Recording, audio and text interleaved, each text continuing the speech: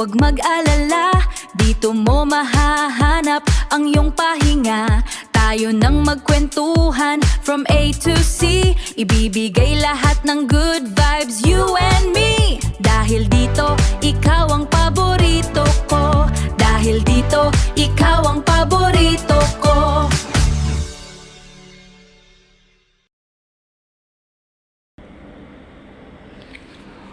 Magandang gabi mga pamangkin! Welcome to Dear Tita Tina, kung saan pwede mong ikwento ang mga bagay na nagpapabigat sa puso mo, mga problemang di mo alam kung paano susolusyonan, o mga kwentong SML o share mo lang.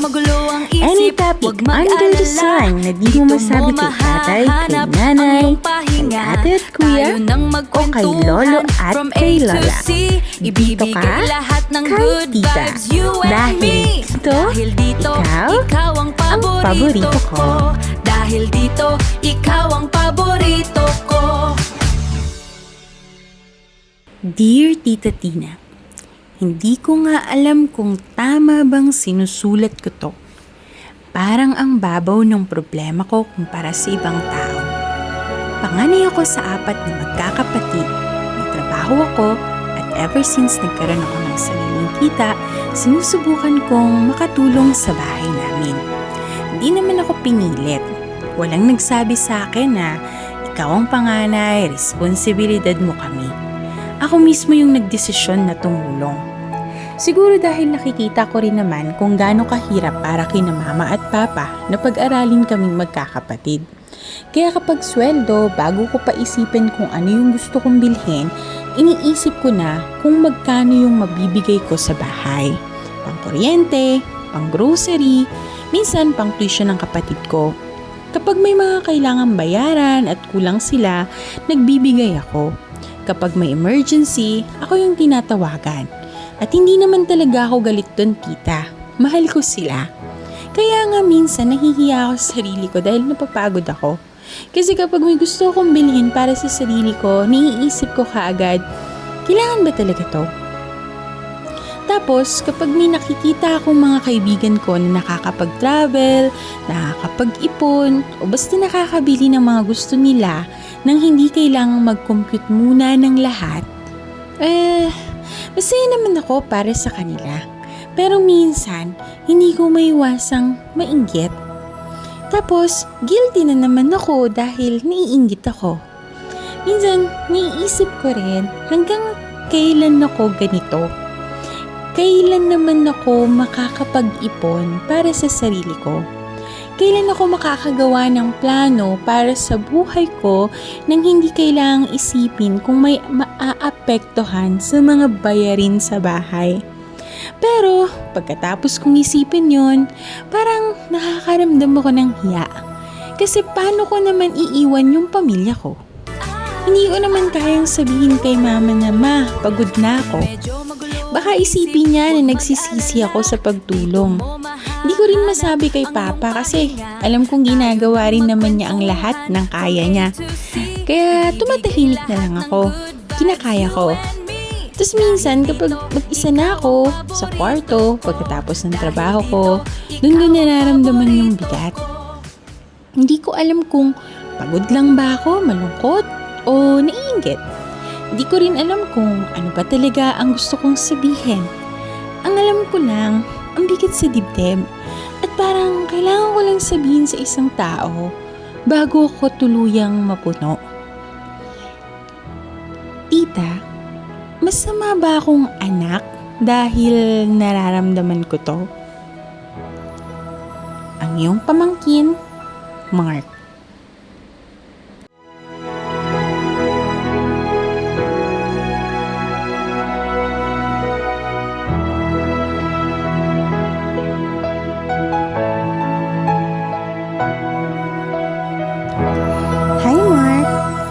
Alam mo kung ano yung unang pumasok sa isip ko pagkatapos kong basahin tong sulat mo?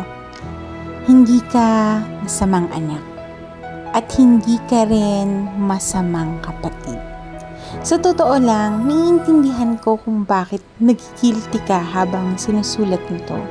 Kasi hindi naman galit ang laman ng sulat mo, kundi pagod. At may malaking pagkakaiba doon. Hindi mo sinasabing ayoko nang tumulong sa pamilya ko. Ang sinasabi mo lang, mahal ko kayo pero pwede bang aminin ko rin na minsan nahihirapan na ako. At pamangkin, pwede. Pwede mong mahalin ang pamilya mo at mapagod sa mga responsibilidad mo. Pwede kang maging grateful sa mga magulang mo at magkaroon pa rin ng sarili mong pangarap. Pwede kang tumulong sa mga kapatid mo at mangarap din para sa sarili mong buhay. Hindi kailangang mamili sa pagitan ng pagiging mabuting anak at pagiging masaya. At gusto kong sabihin to lalo na sa mga Pilipinong lumaki na may ganitong mindset. Na kapag may trabaho ka na, tumulong ka sa bahay. Na kapag ikaw ang may kakayahan, ikaw ang unang lalapit. Na kapag may problema ang pamilya, sama-sama dapat. Maganda naman yon. Maganda yung pagiging maalaga sa pamilya. Maganda yung pagtutulungan. Pero minsan, hindi natin namamalaya na yung tulong ay nagiging obligasyon na hindi na natin alam kung kailan matatapos at doon nagiging mabigat. Kaya Mark, baka hindi naman ang kailangan mong gawin ay biglang tumigil sa pagtulong. Baka ang kailangan ay pag-usapan nyo kung ano talaga ang kaya mo lang ibigay. Magkano ang kaya mong ilaan sa bahay, magkano ang kailangan mong itabi para sa sarili mo, at hanggang saan ka lang muna. Hindi mo kailangang hintayin na maubos ka bago ka magsabi. At isa pa, huwag mong ikahiya yung gusto mong magkaroon ng sariling buhay. Gusto mong makapag-ipon? Okay lang. Gusto mong makapag-travel minsan? Okay lang. Mas may mga gusto kang bilhin para sa sarili mo? Okay lang din. Hindi ibig sabihin nun na mas mahal mo na ang sarili mo kesa sa pamilya mo. Minsan, kailangan mo ring alagaan yung taong tumutulong sa kanila, which is ikaw. Kasi, paano ka makakatulong ng matagal kung ikaw mismo wala nang natitira sa'yo? At sa mga panganay na nakikinig ngayon, baka hindi nyo kailangan ng solusyon ngayong gabi. Baka kailangan lang ninyong marinig na hindi kayo masama just because napapagod kayo. Hindi nyo kailangang ikahiya yung bigat na nararamdaman nyo. At hindi kailangang mawala ang pagmamahal nyo sa pamilya para magkaroon naman kayo ng puwang para sa sarili nyo. Minsan, ang pagiging mabuting anak ay hindi yung ibinibigay mo ang lahat. Minsan, kasama rin doon ang pag-alam kung ano ang kaya mong ibigay nang hindi mo kailangang mawala ang sarili mo.